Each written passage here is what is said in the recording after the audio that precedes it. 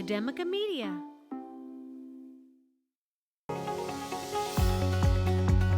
You are listening to Charter School Superstars, bringing you the voices of an education revolution. Welcome to the show, everybody. I'm Ryan Kairalla from Doral College, and our guest this week on the program is the Executive Director of the Bay Tech Charter School in Oakland, California. Under our guest's leadership, Bay Tech has implemented a number of adaptive technologies to lead to positive learning outcomes for a school community that is 20% special education students and 18% English language learners. You can find out more about our guest's work by visiting www.baytechschool.org. We are happy to welcome Dr. Seth Feldman on a Charter School Superstars. Hi, Seth. Ryan, thanks for having me. I'm thrilled to be here and talk about our amazing school here in Deep East Oakland. Oh, thrilled to have you, and I want to hear all about this school. Start us off with this. Tell us a bit about Bay Tech and what makes it so special. Bay Tech is a fantastic school because we are here in Deep East Oakland, where there's a huge crisis going on in literacy and numeracy throughout the city of Oakland, and we have tackled it head on. Our kids are growing and learning, having fun doing it at the same time, and we're using a model that we call the Bay Tech educational model to make sure that our kids really get the best of the best. We're excited to say, just last year, one of our kids turned down Harvard to go to UCLA. Whoa. Nice to know that we're still instilling within the kids of your school a strong West Coast foundation. They know where to go. But how awesome for that kid to have all those choices. And I would imagine that part of the reason why students like that one are getting such a great experience at Bay Tech is because of this emphasis that your school places on assistive technology throughout your programs. So let's delve into this a bit. What do we mean when we talk about assistive technology in schools? So we use assistive technology, which is a fancy way of saying software. But the software adapts and adjusts for each of the kids' needs.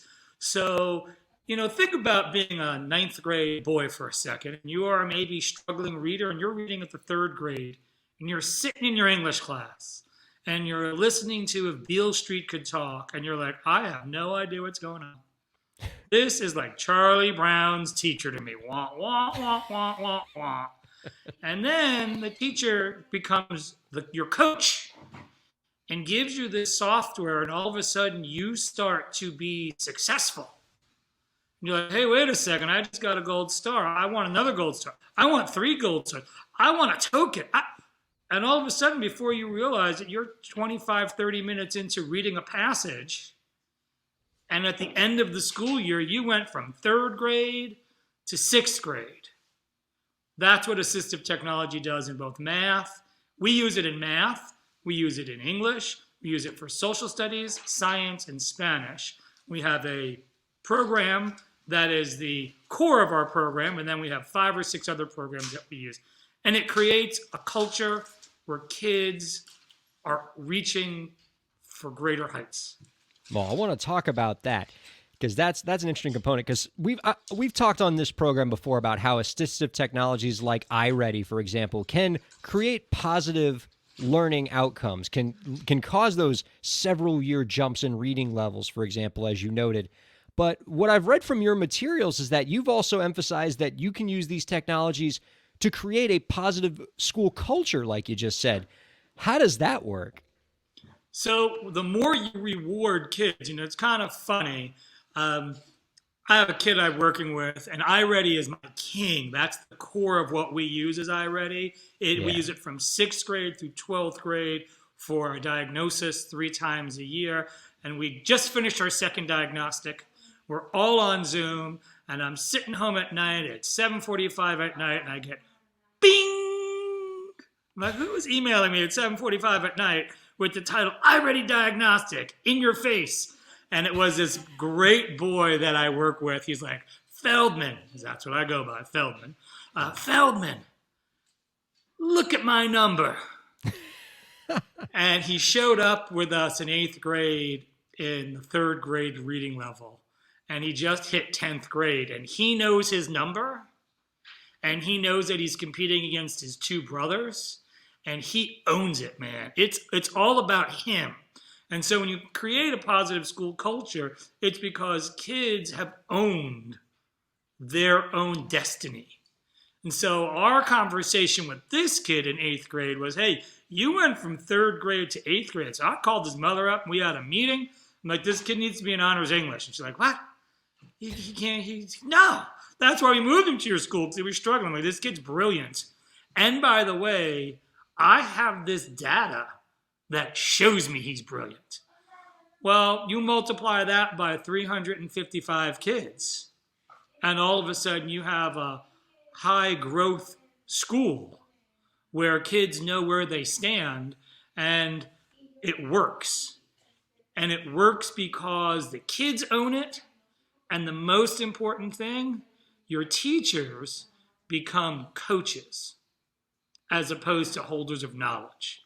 And when you are entering into a coaching relationship, you're entering into a relationship. So all of a sudden, kids tell you what they want to do, what their dreams are, and you're like, oh, well, you can get there. And it changes the dynamic of the student-teacher relationship and the dynamic of the school being a place you have to go to a place you want to go to. The implementation of assistive technology, or at least what I love so much about it, is that it just seems conducive to creating so many positive learning processes at once. As you noted, it allows schools to have more access to data, so it's easier to quantify how your students are doing. And the other piece I like of it is it seems that so much of it is conducive to instilling internal motivation in students as opposed to external motivation. There's been all these studies that show that internal motivation is a far more powerful motivator, not just for students, but humans generally. And the more that education programs can use even video game psychology elements like badges and experience points and little ribbons that you can digitally put on your profiles, that stuff is those things that actually move a needle and motivate students and put them to new heights. And so much of that is embraced by assistive technology like iReady. You must really love the kind of positive influence that these kind of motivation techniques that are inherent in assistive technology are bringing for your students. Let me tell you a story, because this is really, I think, what makes it. Finished our iReady diagnostic, and I called up a mom. And I said, hey, Mom, I want to let you know that your boy, he grew 2 grade levels. But first she hung up the phone, and then she called me back and said, I'm sorry, I'm just so excited. He's in 8th grade, and he's never grown 2 grade levels. Now, I didn't say, hey, Mom, your kid went from 1st grade level to 3rd grade level. What we said was, hey, Mom, your kid grew. He advanced. And we don't use the term remediation. We use the term acceleration. If you went from kindergarten to 2nd grade, you accelerated. If you went from 9th grade to 12th grade, every student accelerates. Well, here's the motivation for that kid. So, we made that phone call, and that kid had what I would consider spotty attendance. And now he has not missed a day of school in the last 10 days because he's like, I can do this. I can get this done. And he sends me a little chat note. I'm going to be late to next period. I've earned a new badge, and I'm going to play the game, and then I'm going to go. Okay. I'll email your teacher. I'm going to tell him you're going to be late. No problem. Wow. Those little stories like that, whether it's that kid moving up a few grade levels, accelerating, as you noted, or the kid who has to face that always difficult choice of Harvard or UCLA, those little moments, those must be better than coffee for you in terms of getting you up in the morning, getting you excited about the promise of a day. And I imagine that having access to all of the data and insights provided by assistive technology just allows you to have more of those moments than ever. And what a great amount of satisfaction you must get from what you do with all this technology. The problem is actually sleeping. So I was just joking with... You don't seem like somebody who sleeps very much. No, and I was just joking with our chief of staff. I was like, I got up at 3 o'clock in the morning, and I have to contact iReady because I want the following 3 data points, and I can't seem to get them, and I have this rubric, and I have to say, good, high quality assistive technology program. So I emailed iReady, my person, and I was like, I would really like this. And okay. It was interesting. I happened to have emailed the CEO of iReady yesterday. And I said, by the way, I want to let you know that this person, Alice, if you're watching, Alice Naughton, she's the best. She's our iReady rep. I'm like, I needed some piece of data for our charter authorizer, and it was urgent. And something was wrong, and we weren't using the system correctly. And we had 500 pieces of data, and we needed one. And she stopped everything she was doing. She said, let's figure this out. Oh, here's your one piece of data. And from that one piece of data, we were able to have a conversation about, about 60 minutes long about, okay, well, what's next for the kids? What does the English curriculum look like? We happen to use iReady as the staple of one of our assistive technologies. We also use the Ready curriculum in middle school, but now the kids need more.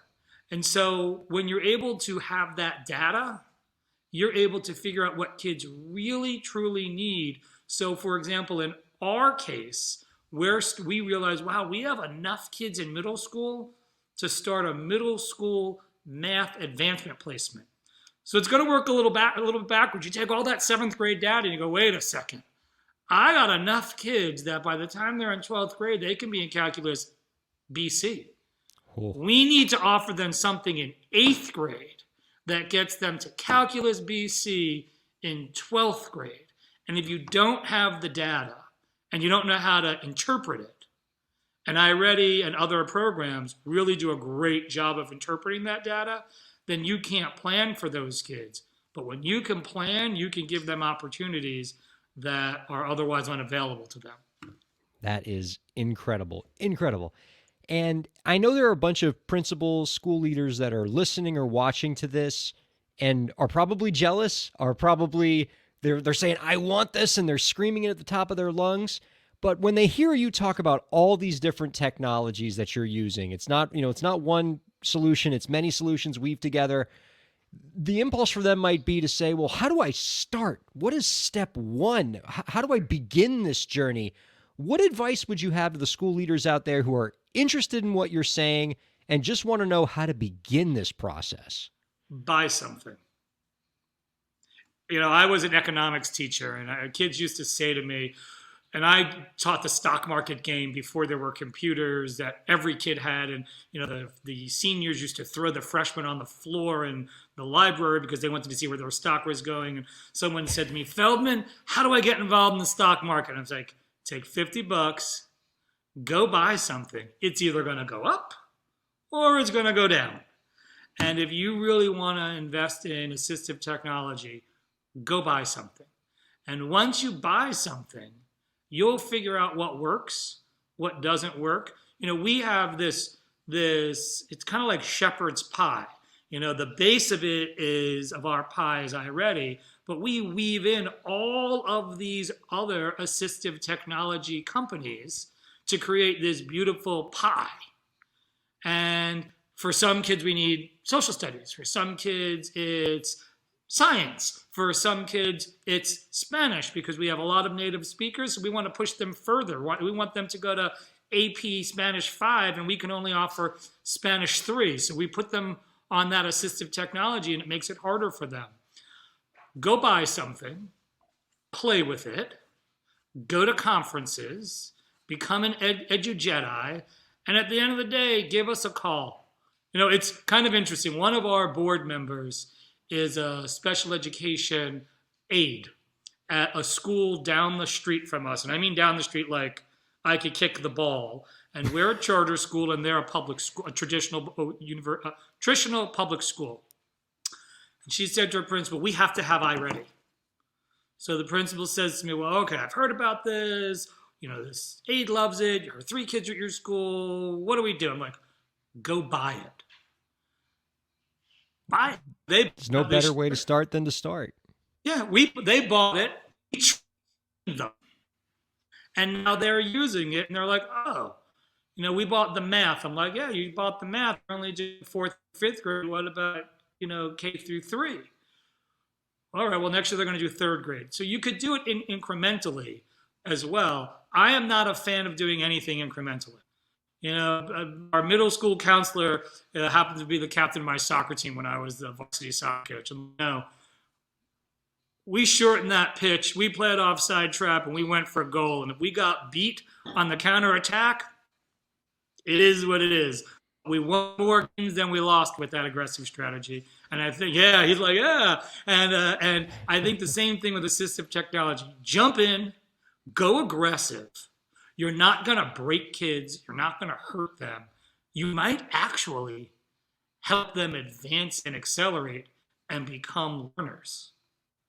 It doesn't surprise me in the least that you are not an incrementalist in your approach to school leadership, just as it didn't surprise me that you're not somebody who sleeps very much. We've just met, and I feel like I got some pretty clear attributes about you. And folks, I'm talking to one of the reasons why there are some great things happening out in Oakland, California. We have with us Seth Feldman, the executive director of the Bay Tech Charter School. You can find out more about our guest's work by visiting www.baytechschool.org. Seth, one more question before we let you go. If with the snap of your fingers, you could make any change to the education system, what change would it be? I would change the fact that we run schools for kids as opposed to running them for adults. Schools right now in America, a vast majority of them are run for adults, for adult interests, and adult needs. And we need to change our philosophy. And we need to run schools for kids, and we need to run schools for learning. And that's the one change that I would make. Oh, man, music to my ears. Again, find out more about our guest's work by visiting www.baytechschool.org. Seth, thank you so much for joining us this week. And thanks for having us. And if your guests have any questions about how we use assistive technology, please reach out to us. We're on the website and we're here. Fabulous. I'm sure people will be availing themselves of that. Thank you, sir. And thank you all for listening to Charter School Superstars.